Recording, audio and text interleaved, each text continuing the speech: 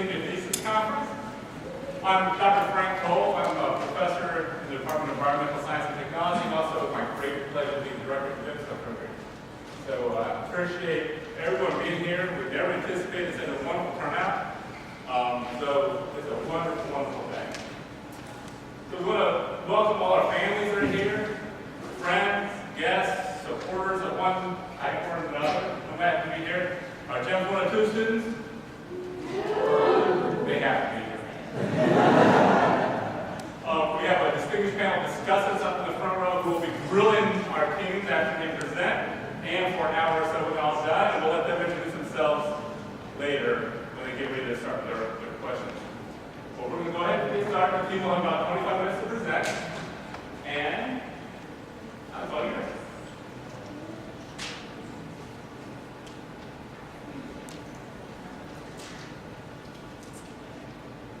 Hi, so I'm Hallie, and today I, along with Ben, Katie, and Judy, will be presenting to you on behalf of the rest of Team BLAST. BLAST stands for Blast Localization and Sensing Technology. Over the past 3 years, under the mentorship of Dr. Miao Yu, we have been investigating blast wave propagation in attempts to correlate external pressures with internal predictors of brain injury.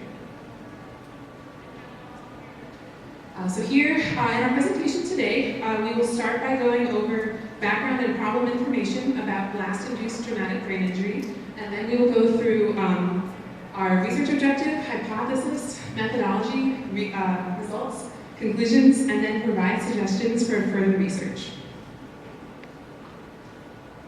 20% of soldiers deployed in Iraq and Afghanistan sustain traumatic brain injury, and 40% of these injuries are caused by exposure to a blast.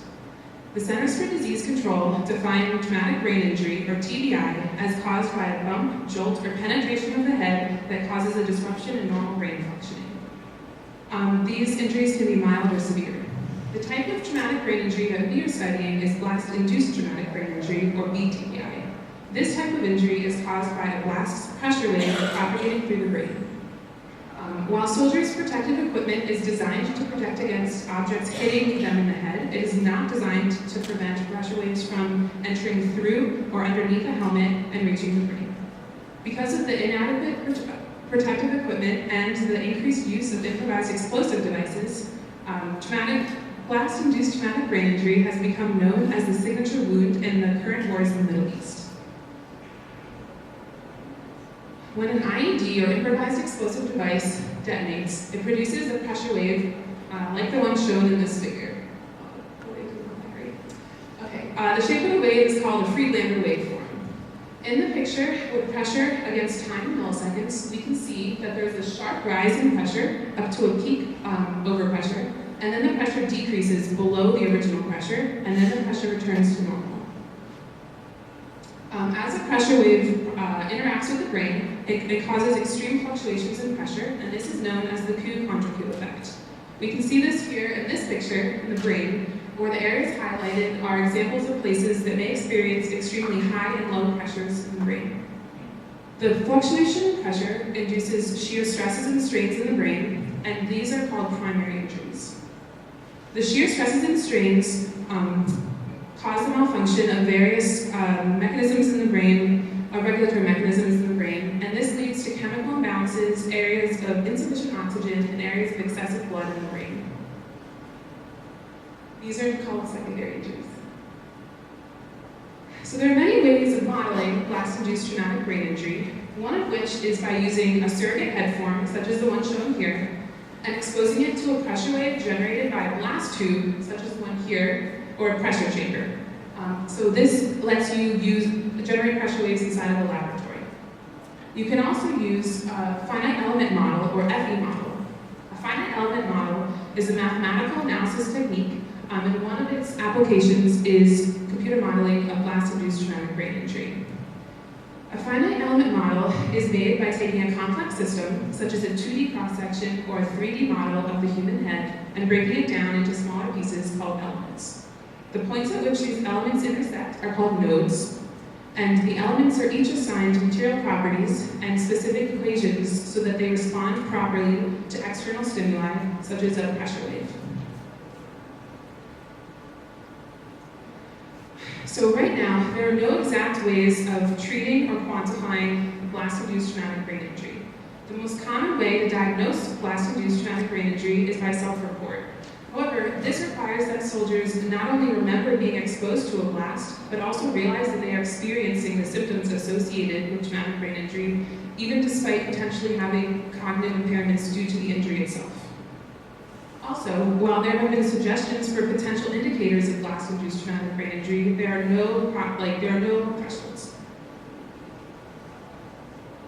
So our goal was to develop an analysis method to investigate predictive correlations between pressure wave propagation inside of the helmet and internal predictors of brain injury. So these are pressure, strain rate, and acceleration of brain tissue.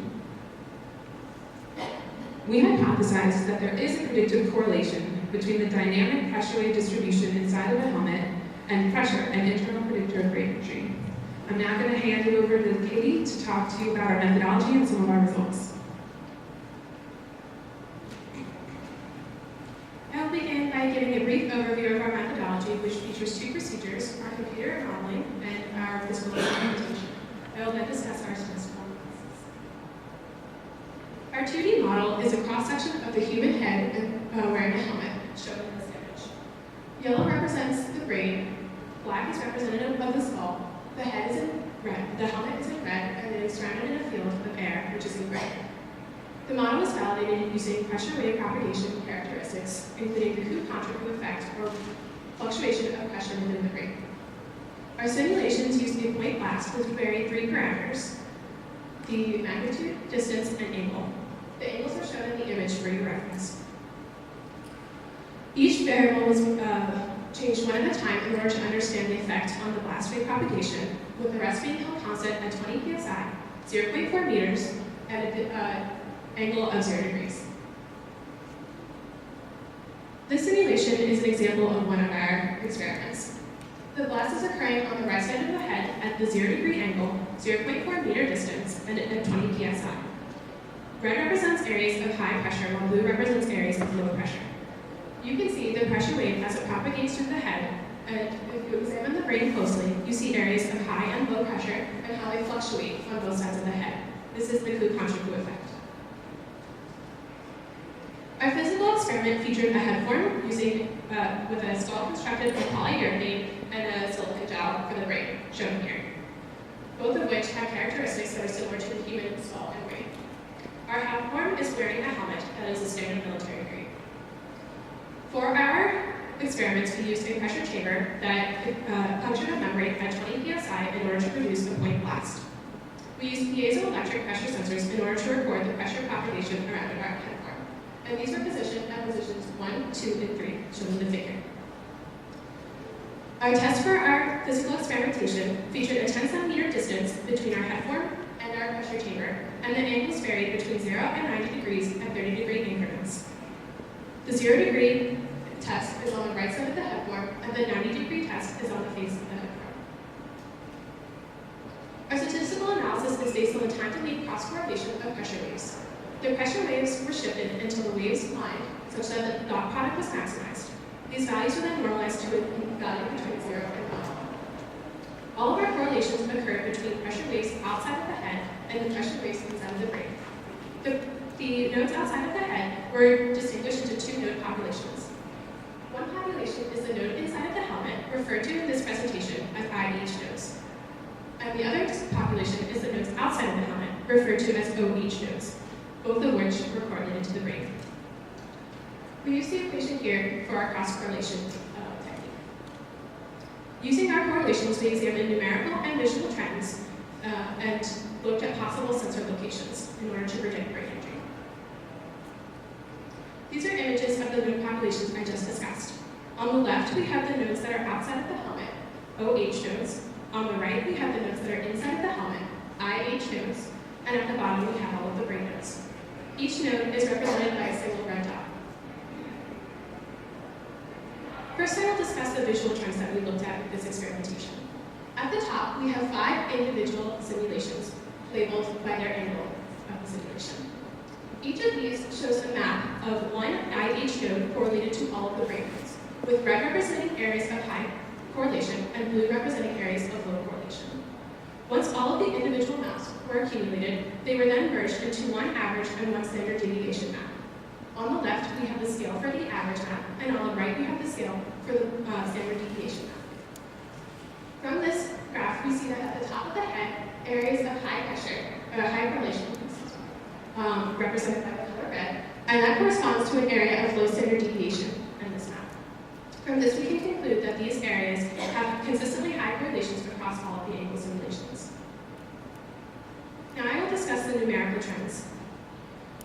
On the left, we have a histogram of the correlation distribution for the variation in blast magnitude. On this graph, the nodes that are blue, the blue line represents the correlations between the nodes inside of the helmet and the brain nodes, while the red line represents the correlations between the nodes outside of the helmet and the brain nodes. The graph is normalized. From this, we can see that the blue line, representing the nodes that are inside the helmet, have more points of higher correlation value than does the nodes outside the helmet. On the right, we have a graph of the average correlation coefficient plotted against the pressure in PSI of the different simulations that we did with the variation in pressure. On this graph, we can see that there's no change for the average correlation coefficient over all trials. And we also see that the nodes inside of the helmet consistently have a higher average correlation coefficient than the nodes outside of the helmet do. From this, we help validate our finite element model as it is expected in a linear model. Next, we varied the blast distances. Again, on the left, we have a histogram representing the 0.8 meter simulation. If we look closely in this graph, the IH nodes have actually more points of higher correlation in this map. On the right, in the average correlation coefficient plotted against the distance, we see that there is a higher average correlation coefficient with increased distances. Additionally, we see that the nodes inside the helmet have higher average correlation coefficients for the smaller distance, 0.2, 0.4, and 0.6 meters. But then this trend switches at the 8.8 meter mark, where we see that our OH nodes have a higher average correlation coefficient. We believe that this is due to the flatter wavefront over an increased distance. Finally, for our variation and blast angle, on the left we see the 0-degree simulation histogram, and the IH nodes have more points of higher average correlation than the OH nodes do.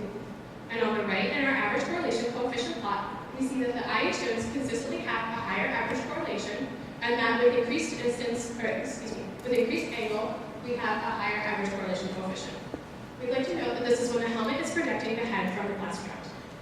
At this point, and in the interest of time, we will only be discussing the rest of the results for the variation and angle simulations, and I'll pass it off to Ben for the sensor placement analysis.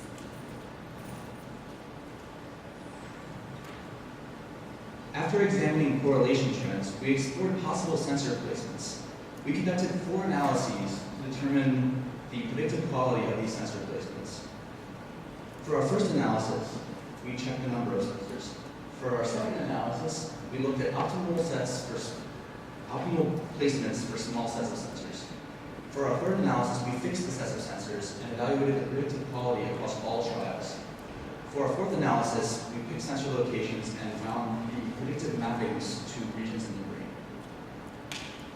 For all of our sensor placement analysis, we used the 181 nodes directly inside of the helmet. They're represented by red dots in this figure. We defined 2 parameters for our sensor placement analysis. The first is the threshold. That is the property of the sensor set. It is the maximum correlation coefficient achievable at every single brain node. Coverage we defined as the percentage of brain nodes from the sensor set that could achieve a specified threshold. For each of our analyses, we held one of these fixed. For our first analysis, we wanted to see if we could represent all 181 nodes with fewer than 181 nodes. We took the coverage and fixed it at 100%, and we used something called a greedy approximation because it's computationally infeasible to find the optimal sets. So we found solutions to this problem that are valid but not necessarily known. What we found was that we were able to represent our 181 nodes with much less than 181 nodes. This figure shows the results from some of our angle trials. The black dots represent the point at which each of the simulations was able to represent the entire 181 node set. Note that the x-axis ranges from 0 to 35 nodes rather than 0 to 181 nodes. The y-axis shows the threshold for the trial achieved. We found that for the simulations closer to 90 degrees, that we found higher average thresholds, but it was required more sensors to achieve that threshold. Though it's computationally infeasible to solve for optimal sets that are large, it is computationally feasible to solve for small sets of nodes.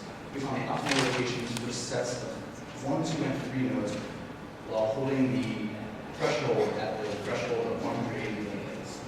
You can see on this plot the angle simulations with the angle on the x-axis and the sets of 1 node in blue, the sets of 2 nodes in green, and the sets of 3 nodes in red.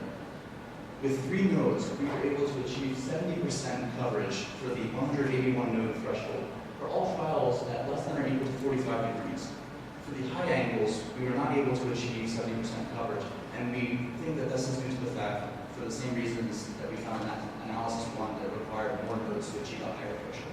And now I'm going to pass it off to Judy to discuss the rest of the analysis.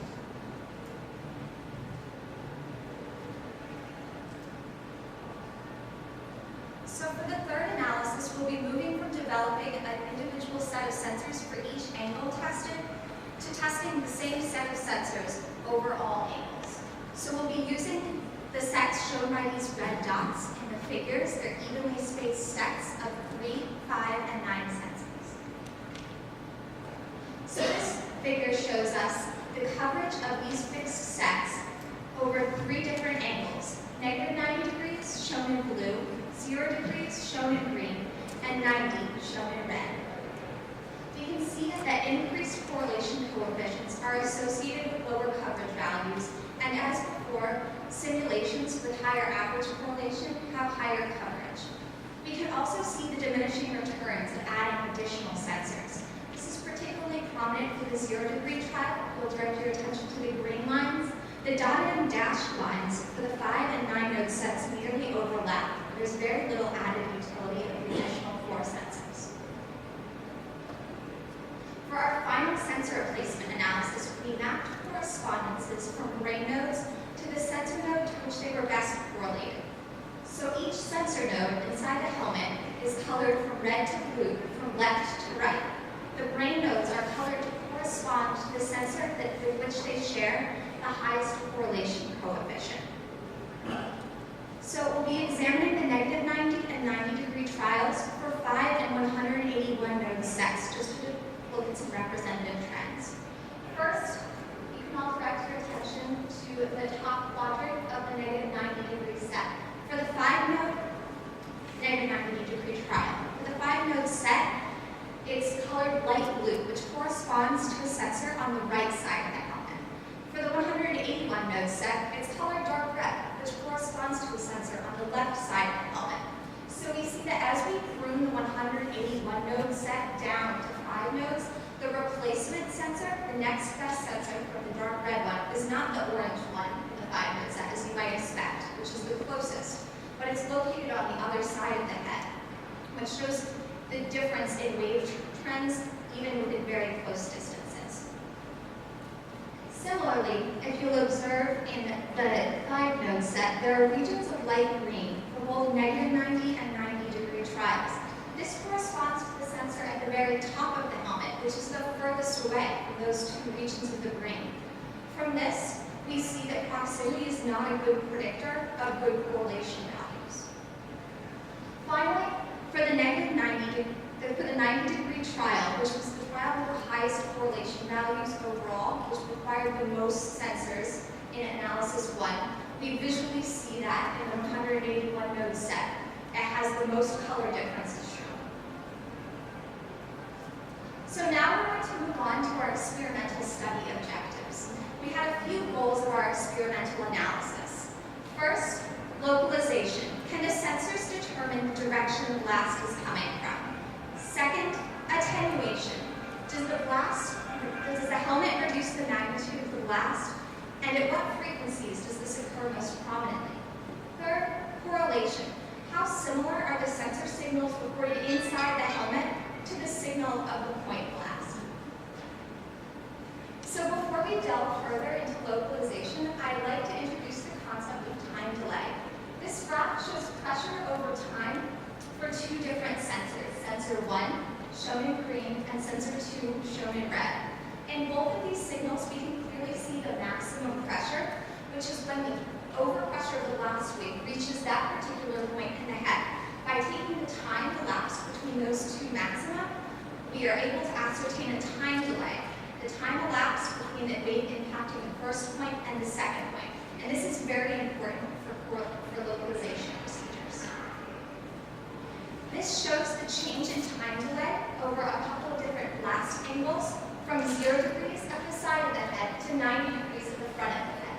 There's very little discernible pattern in sensors 2 and 3, shown in green, but sensors 1 and 2 have a nearly linear pattern, up to 60 degrees. This makes sense. As the blast moves towards the front of the head, sensor 1 is impacted before sensor 2. So we can roughly determine the orientation of the head. However, the blast at 90 degrees breaks this trend, and we believe that this is due to the underwash of the wave under the lower lip of the helmet in front. At this point, I'd like to pass it back off to Ben to discuss the rest of the experiment. The next thing we looked at was frequency attenuation. This is a relative frequency spectrum for one of our trials. It shows the magnitude versus frequency. The frequency is in hertz and ranges from 0 to about 10,000, and the magnitude ranges from negative 30 decibels to 10 decibels. Please note that a decibel is a logarithmic unit. The things we found from this analysis was that the interior sensor, shown in blue, has a lower magnitude at all frequencies than the green sensor, which is the exterior sensor. This shows that the helmet attenuates the magnitude of the blast wave. Additionally, the frequency response has a similar shape in both the interior and exterior sensor. This shows that the helmet does not attenuate any one particular frequency value. For our final analysis, we looked at correlations between the blast origin and the sensors inside and outside of the helmet, in both the finite element model and the physical experiment. We found that when the blast was coming from the side of the head at 0 degrees rather than 90 degrees, we had higher correlation coefficients, and we believe that this is due to the sensors being more directly impacted by the blast wave. Additionally, we found for all cases in the finite element model and the physical experiment that external correlations with sensors outside of the helmet correlated better to the blast origin more than the sensors inside. And at this point, I'm going to pass it off to Hallie to talk about our conclusions. Is this one? Okay, great. I'll use this. Okay, so I'm going to finish the results section by summarizing the major conclusions that we've gone over so far in the presentation. So using our novel methodology combined with our population statistics approach, we were able to demonstrate that the nodes inside of the helmet more strongly correlated to the brain nodes than did the nodes outside of the helmet. We were also able to show that a pressure wave, when it came at such an angle that it needed to go through the helmet on the way to the head, that was when the highest correlations occurred between the helmet nodes and the brain nodes. From comparing different combinations of number and orientations of sensors, we were able to conclude that there were often diminishing returns in adding more sensors. We were also able to see that the helmet node closest to a given brain node was not necessarily the helmet node that most strongly correlated to that brain node. And from our physical experimentation, we were able to demonstrate the difficulty of localizing a blast from a pressure distribution, and we could also see that the attenuation of many different blast wave frequencies. In addition, we could see the feasibility of the correlation procedures that we used in a more realistic environment. Although we have established an analysis method to detect BTBI predictors, further research should be done with a more sophisticated three-dimensional finite element model, a head form more similar to the human head, and a blast chamber capable of producing larger blasts. In addition, in this future research, blasts in enclosed spaces should be studied so that more can be learned about these more realistic situations in which blasts would reverberate off walls and have more complex interference patterns. So the analysis method we have developed, combined with more data from the additional research we have just suggested, can help lead to the creation of a helmet with sensor configurations able to detect pressure waves around the skull. These helmets could be designed so that a soldier could be notified of a potential brain injury and able to seek medical attention more quickly. So first we would like to thank Dr. Yu, our amazing mentor for the last 3 years, We're grateful to Billy Ani and Andrew Mahoney, our technical assistants. We also want to thank our discussants here with us today, Dr. D'Alessandro, Dr. Liu, Dr. Singer, Dr. Cremens, all from the University of Maryland, Dr. Olson from the National Institutes of Standards and Technology, Ms. Dagro from the Army Research Lab, Dr. Meixner from James Madison University, and we also want to thank Dr. Valdez and Dr. Bay from the University of Maryland and Dr. Radovitsky from MIT for their model and laboratory assistance. We appreciate the advice we've received from our librarian, Ms. Jangalova, and we also want to thank Liz Buckshaw for her support, especially early on. We would like to thank the entire Gemstone staff, especially Dr. Cole, Dr. Skendel, Dr. Wallace, and Dr. Thomas. We also want to say thank you to everyone here today, our friends and family, for supporting us the whole way through. And with that, we would like to open the floor to questions.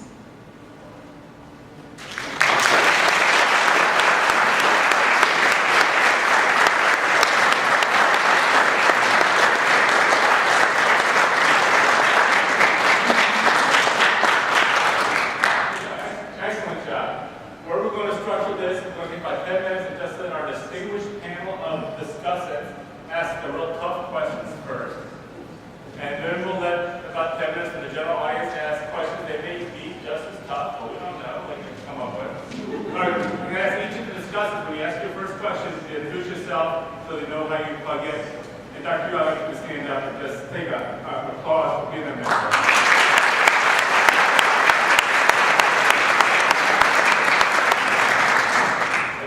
Who's going first?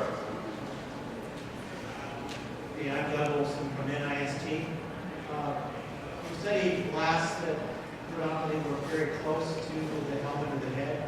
Can you comment on what result would predict for glasses for the leader and leader something?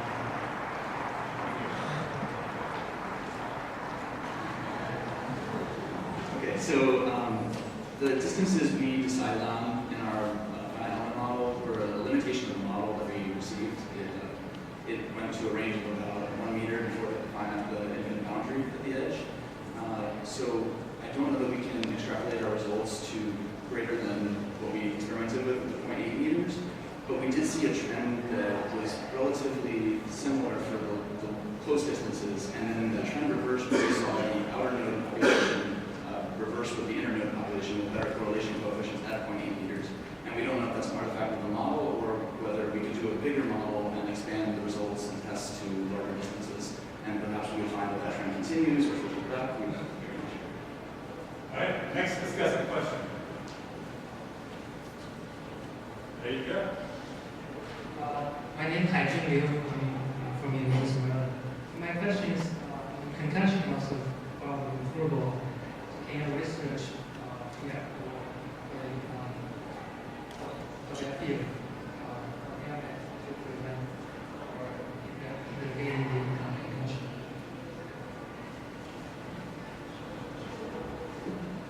Hi everyone, my name is Mike. The question was, is our research, can it be applicable to instances of concussion, like in football? So actually, originally, some of you may know, we were originally focused on concussion injury. Originally, we were trying to design a product used in the area of football. What we found is that a lot of research has already been done in that field, and a lot of it is directly parallel to the kind of research that's been done in the blast-related traumatic brain injury field as well. Very similar methodology has been used, similar finite element models. So in that respect, our work on our head form and our finite element model are applicable to that field. However, in our experiments, we were mainly looking at pressure distributions, which is something that's very unique to blast-related brain injury. It's not something that you would really see, if you measured it in a football helmet. However, the methodology, it's possible that it could be, extrapolated to a new field, but not in its current. Okay, thank you very much.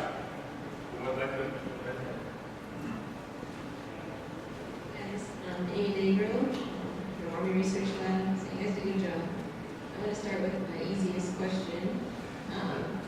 So I noticed that the finite element model didn't include helmet pads. Was there a reason for that? And what do you think the effect of that was in the simulation? So we received this finite element model. It's based on a paper by Liu, and originally just the skull and brain. So we took the model, and its current form is an acoustic model, so it doesn't take into account some of the strains and accelerations going on in the materials, but it does, the motion propagates through it correctly. So what we did was we added an element to this model and left some space for air gap between it. We believe that this is a new technique for analyzing this type of finite element model, and in the future, a better finite element model with viscoelastic brain tissue and the helmet pads could help out with that analysis. What we've seen in the literature is that when you add the helmet pads, the brain is actually managed in a different mechanism through acceleration as opposed to through pressure propagation. So we believe that our model, though it does not contain those helmet pads, you're still seeing an appropriate brain injury that would be similar if the helmet pads were there, just through acceleration.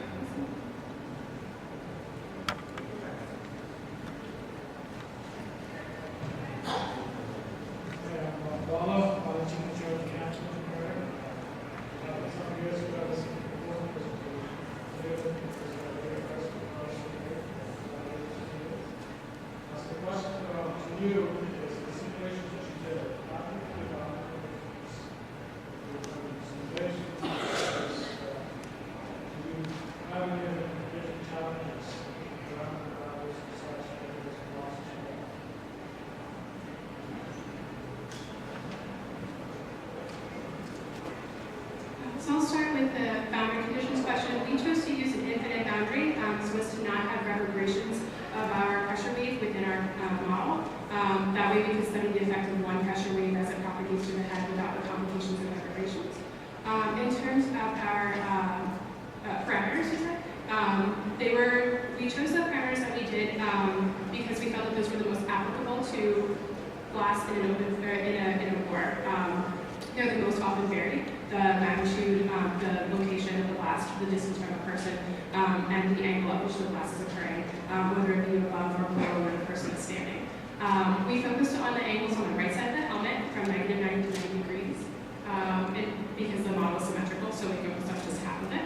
Our distances were spread uniformly throughout our model, and the pressure values that we chose were as a result from literature.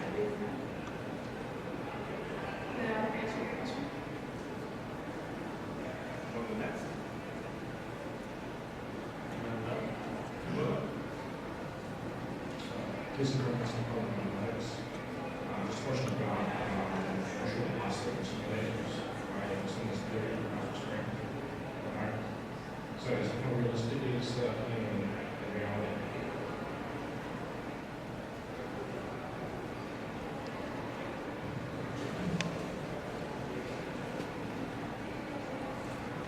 So the question was, what led us to the magnitudes of pressure that we used in our computer simulation? And the reason why I asked that is because I believe that the magnitudes were between 20 and 50 psi, which is about the pressure your car tire would be pressured at. So it's not exactly a high energy explosion. So there's a few reasons. We found, reading through the literature, that there have been many claims that in a laboratory setting, glass can be scaled so that you can observe the same wave propagation patterns and phenomena regardless of the magnitude of the glass wave. And so there's some independence between magnitude and the behavior that you observe. The other reason is that we wanted our computer model to run parallel with our physical model, and we wanted to be able to draw some comparison between them. So our physical model we used inside a laboratory, and we couldn't pressure it to real high energy explosion environments. So we were limited to the glass between somewhere around 10 to 25 psi was what we recorded. So we limited the pressures on an element model so we would see that correlation between them. Does that answer your question? Great. So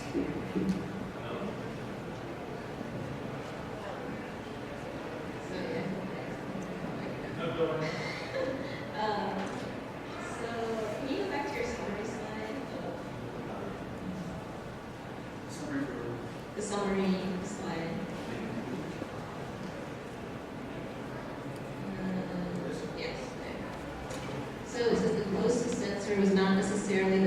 representation for nearby brain nodes. I think that's pretty interesting. Was that also the case when the blast wave was in line with these sensors, or was that kind of when the blast wave was in a different direction?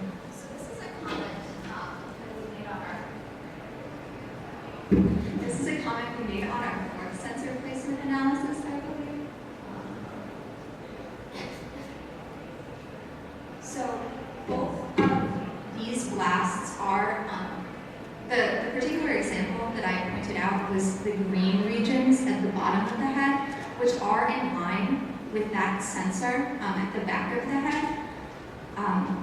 So for the 5-node set, there's light green at the bottom of both of those, and it corresponds to the light green sensor, which is in line. The blast is coming from the bottom of the head down here and propagating up. So the sensors are in line with the area of the brain to which they're best correlated, which mostly, I guess to elaborate a little further, what we thought was important about this was that it meant that triangulation of the blast would allow for the use of a mapping procedure, something like this, to then get a better understanding of which areas correspond to which sensors, which for an open field blast would frequently be in line with the sensor, if it's between. Does that answer the question?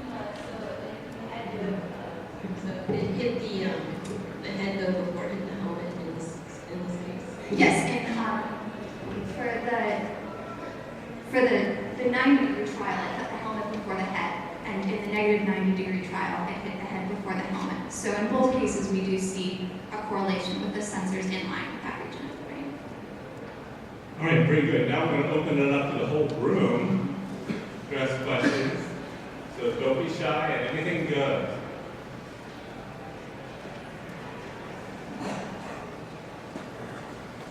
Oh, come on.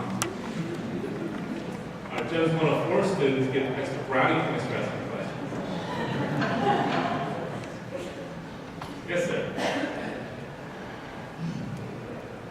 From a general practice standpoint, is this equation, in layman's term, a concussion that was caused by pressure in the brain versus a direct hit to the helmet?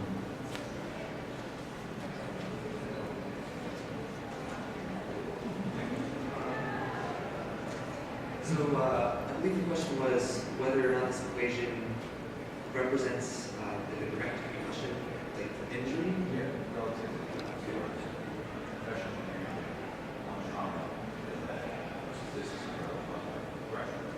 Correct. So brain trauma caused by a concussive injury, whether or not it's caused by a blast or an impact, they have different manifestations.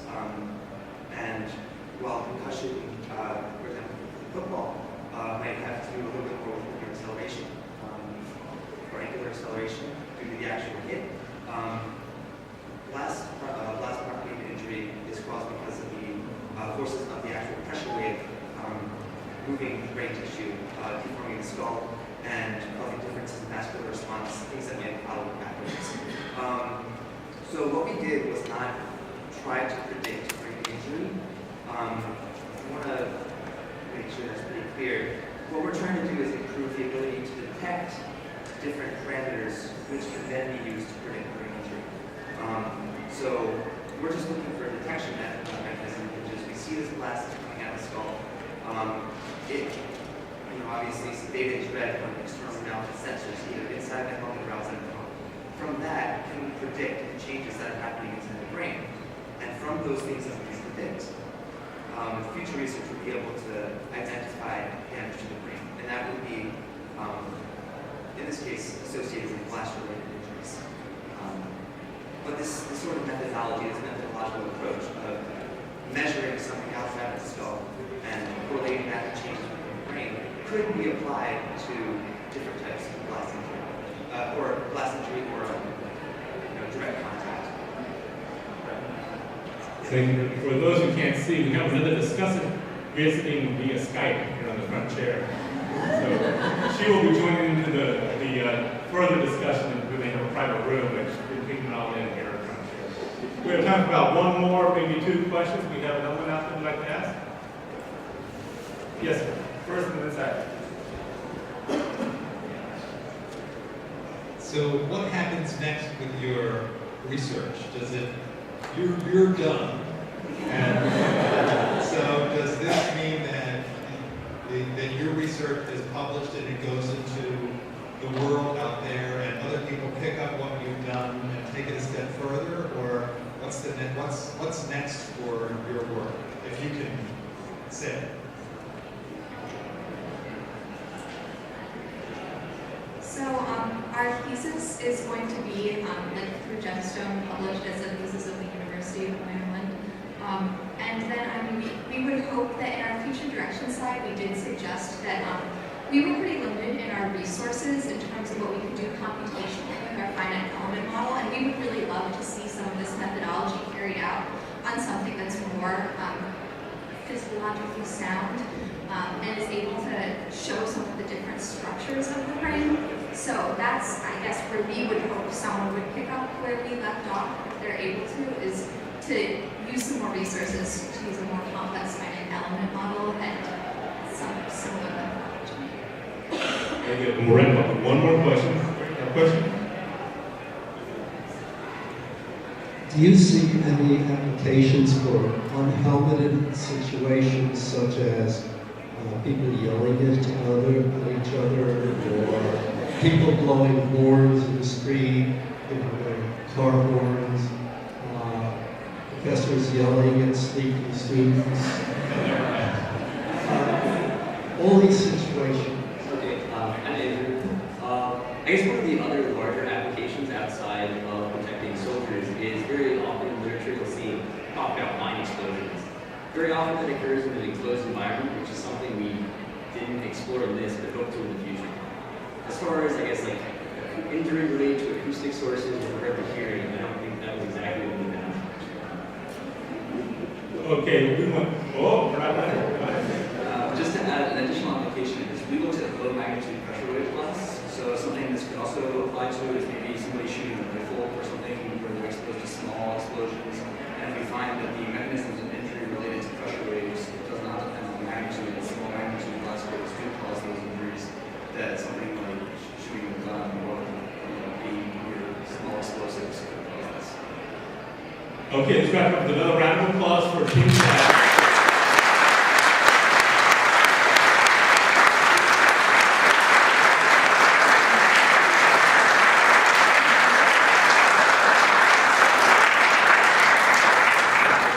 Excellent job. I'm going to ask everyone to sit still. All right, regardless of your age, sit still in your seat.